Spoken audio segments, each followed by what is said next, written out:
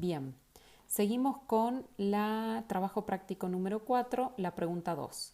Explique los tres duelos que se dan en la adolescencia en la modernidad.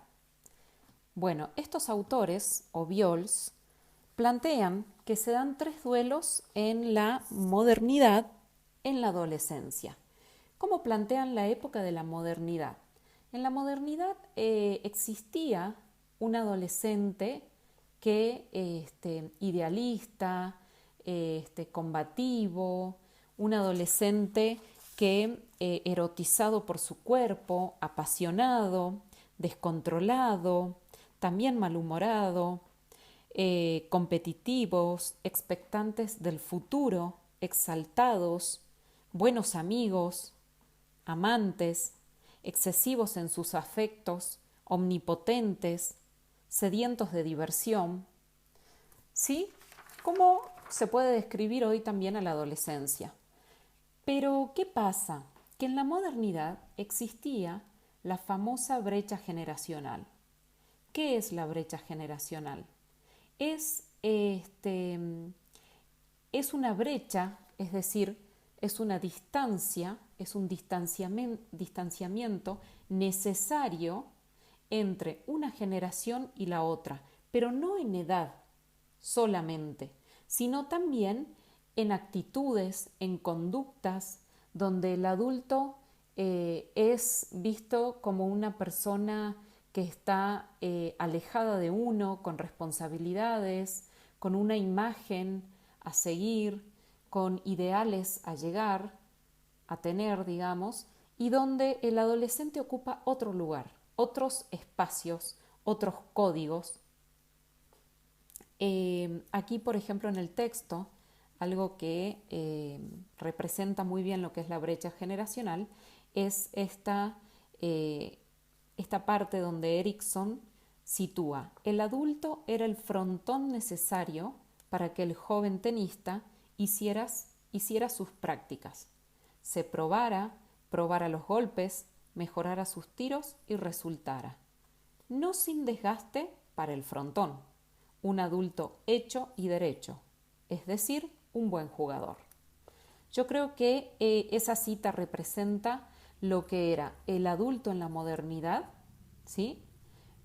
Una persona de ejemplo, con ideales claros, con responsabilidades sociales, con compromiso económico y responsabilidades económicas, una persona adulta donde pone en juego el esfuerzo para conseguir ciertas metas o ciertos objetivos. Y entonces el adolescente ahí probando el límite, probando a ver si logra llegar a hacer eso o no, el camino que transita para llegar a este ideal de adultez o a esta imagen paterna y materna que se les ofrece. Entonces, creo que ahí queda bien explicado lo que es la famosa brecha generacional, que plantean estos autores que en la modernidad existía esta brecha generacional. Entonces, en la modernidad, al haber un adolescente con estas características y un adulto, una sociedad que sostenía y que permitía que haya un adulto con estas características, plantean los autores que se dan tres duelos en la adolescencia moderna. Los duelos son tareas eh, propias de la adolescencia y que implican un conjunto de procesos psicológicos. Los duelos en la adolescencia se producen normalmente ante la pérdida de un objeto amado y que llevan a renunciar a ese objeto. Lo llevan al sujeto a que renuncie ese objeto y que busque otros objetos. Entonces, los tres duelos son: el primero es el duelo por el cuerpo infantil, el segundo es el duelo por el rol y la identidad infantil, y el tercero es el duelo por los padres de la infancia. Vamos con el primero, el duelo por el cuerpo infantil. ¿Qué pasa? El adolescente sufre cambios rápidos e importantes en su cuerpo que a veces llega a sentir como ajeno, llega a sentir ajenos a todos esos cambios y hasta extremos. Por eso hablamos que esto irrumpe, que esto invade al sujeto. Y lo ubican en un rol de observador más que de actor de estos nuevos cambios corporales. Entonces, el adolescente duela porque pierde este cuerpo que tanta armonía le traía, tanta ternura, que no le traía mayores complicaciones en su vida psíquica, y duela justamente porque se pierde este cuerpo e irrumpe toda una biología que hay que ver cómo se tramita con eso, cómo qué se hace con todo esto que irrumpe. Otro es el duelo por el rol y la identidad infantil. ¿Qué significa esto? Que perder el rol infantil obliga al sujeto a renunciar a la dependencia y a aceptar responsabilidades. Se pierde este rol infantil. La pérdida de la identidad infantil debe reemplazarse por una identidad adulta, y en ese transcurso surgirá la angustia que supone la falta de una identidad clara.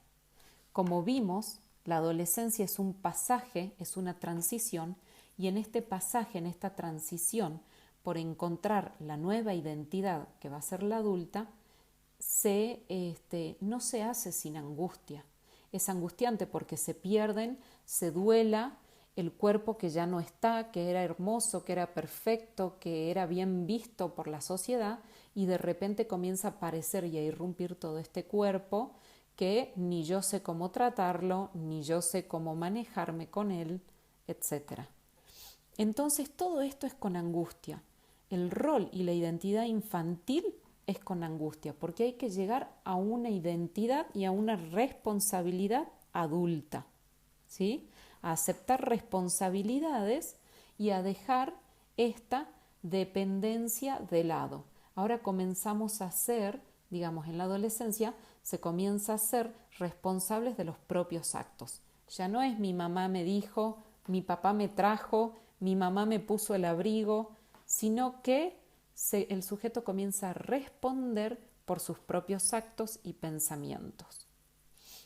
El último duelo, el duelo por los padres de la infancia, hace referencia a renunciar a perder la protección de estos padres, a renunciar a sus figuras idealizadas e ilusorias y a aceptar sus debilidades y el envejecimiento, el paso del tiempo en ellos. Entonces, el duelo por los padres de la infancia. En la infancia el niño tiene unos padres idealizados, porque lógicamente los padres y su familia representan el primer otro para ese niño. Después saldrá al colegio, saldrá a la sociedad, al grupo de amigos, y serán los otros quienes también irán transformando a este niño y interviniendo en el desarrollo, ¿no es cierto? Interviniendo, digamos, en lo social cultural.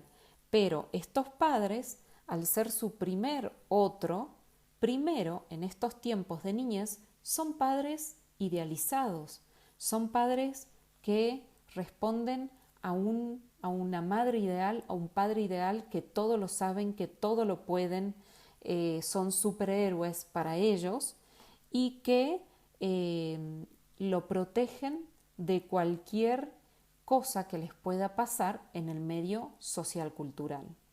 Entonces, el duelo por los padres de la infancia es perder estos padres ideales, estos padres omnipotentes, que todo lo pueden y todo lo saben, que me cuidan, me protegen y hasta responden por mí.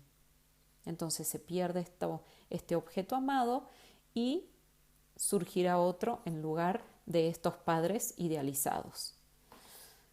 Comienzan a verse ahí entonces la realidad de estos padres, que no significa que sean malos de repente o que sean malos padres, pésimos padres, sino que significa que se los comienza a ver como seres comunes y corrientes, que tienen defectos.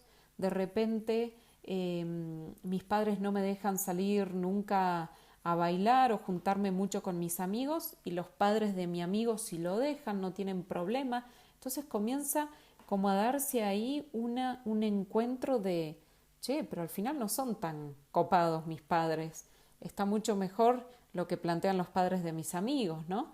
Entonces ahí se da la desidealización y esto de ir aceptando de que no son perfectos, no son padres perfectos.